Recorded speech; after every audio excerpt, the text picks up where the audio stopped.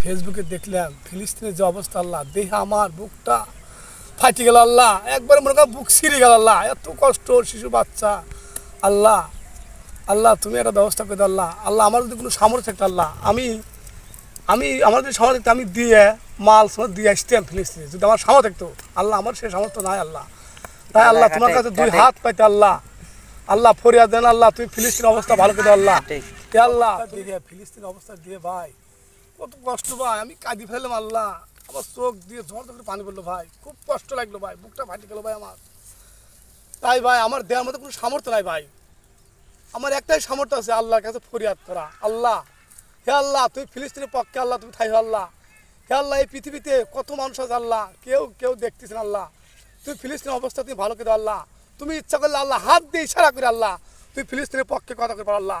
তোমার হাতের কুদরতে হাতে আল্লাহ ফিলিস্তিনের অবস্থা তোমার ভালো হতে পারে আল্লাহ। আল্লাহ আল্লাহ আল্লাহ তুমি মাফ করে দাও আল্লাহ, ফিলিস্তিনের অবস্থা ভালো করে দাও। আমিন। আমিন।